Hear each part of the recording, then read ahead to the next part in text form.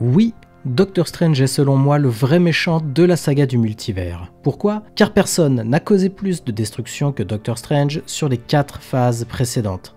3 variants de Strange ont provoqué pas moins de 4 incursions, c'est plus que tous les héros et vilains combinés du MCU.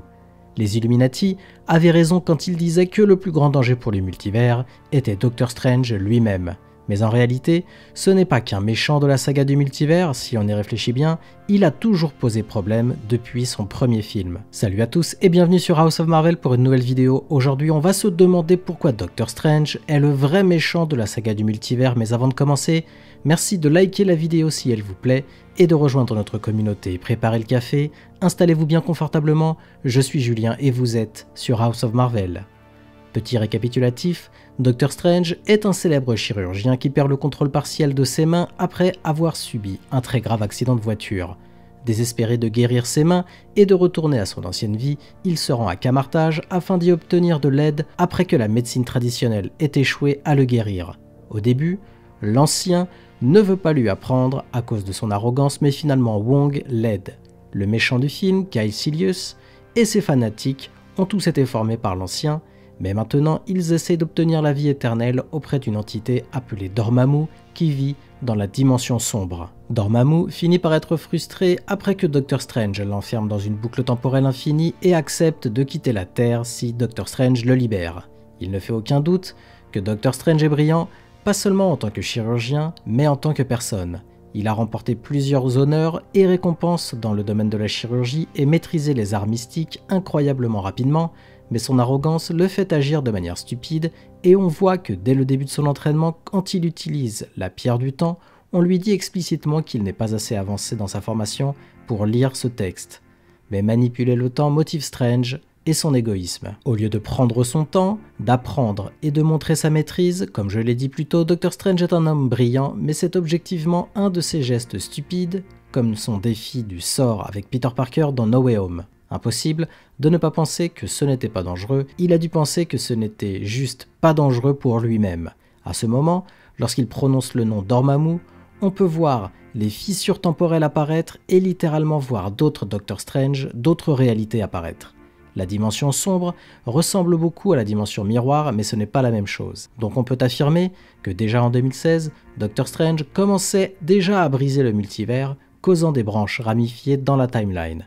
Alors pourquoi est-ce un problème ici, et pas quand il l'utilise contre Dormammu ou quand Thanos l'utilise? En fait, c'est parce que c'était en quelque sorte des événements Nexus. L'utilisation de la pierre du temps permet la modification du temps sans problème. Le message du premier Doctor Strange est que les gens qui enfreignent les lois sont fichus. C'est pour cela que Kaecilius, ses fanatiques et l'Ancien sont maudits et disparaissent durant le film. Mais on pourrait penser qu'après être mort des dizaines de fois dans la boucle temporelle avec Dormammu, Doctor Strange ferait attention quant à l'infraction des règles de l'espace-temps dans le futur, mais ce n'est absolument pas le cas. Prenons No Way Home par exemple. Les événements de No Way Home ne seraient pas arrivés si Doctor Strange n'était pas intervenu. La situation aurait pu être évitée, oui, mais Peter lui a demandé de l'aide. Mais on doit garder en tête que Peter n'a que 17 ans, c'est un enfant qui ne sait rien du multivers, ses dangers ou du sort que Strange lui propose d'utiliser. Doctor Strange, lui, est l'un des plus puissants sorciers dans le monde et il connaissait très bien le risque. Et juste au cas où il aurait oublié tout ça, Wong était là pour lui rappeler que ce sort parcourt les frontières sombres entre les réalités connues et inconnues. Donc, pour récapituler, l'intégralité des événements de No Way Home n'arrive pas si Doctor Strange avait pris au sérieux le risque d'exécuter ce sort. L'incursion que nous voyons dans le film est la première incursion vue dans le MCU, mais ce ne sera certainement pas la dernière, et chaque incursion que nous avons vue depuis a été causée par nul autre que Doctor Strange. Parlons du Multiverse of Madness maintenant. On peut affirmer sans prendre trop de risques que c'est le film où Doctor Strange se comporte de la manière la plus irresponsable. En effet, déjà, il retourne voir Wanda.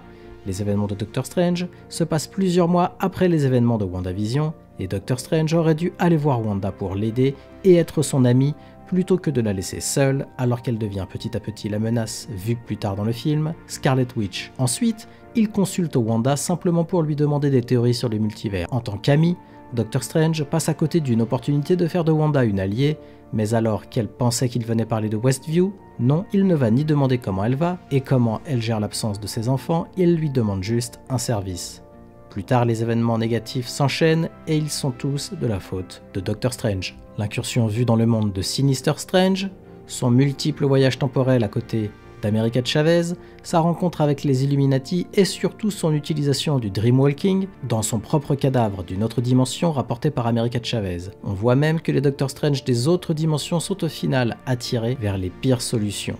Sinister Strange détruit sa réalité, le Doctor Strange de Terre 838 menace aussi de détruire la sienne à tel point que les Illuminati l'éliminent malgré leur amitié et Defender Strange préfère tuer America Chavez, son ami, plutôt que de trouver une solution. Bref, même Reed Richards explique que dans le multivers, la plus grande menace est Doctor Strange lui-même. Pas Thanos, pas Doom, pas Kang, Doctor Strange. Je pense donc qu'à l'instar de Wanda, les prochaines années pourraient nous montrer un Doctor Strange qui glisse doucement vers le rôle de Sheriff Strange vu dans Marvel Comics.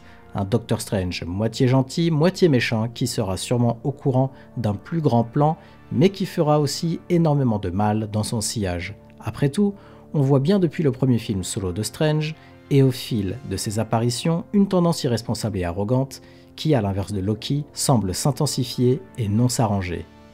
À vous de me donner votre avis maintenant, que pensez-vous de cette théorie? Faites-le moi savoir en commentaire et n'hésitez pas à me faire parvenir les vôtres, j'adore les lire et en débattre avec vous. Et comme d'habitude, merci d'avoir regardé cette vidéo, si elle vous a plu, merci de la liker et de me donner votre avis en commentaire aussi pour ne pas louper mes prochaines vidéos, abonnez-vous et activez les notifs. À la prochaine sur House of Marvel.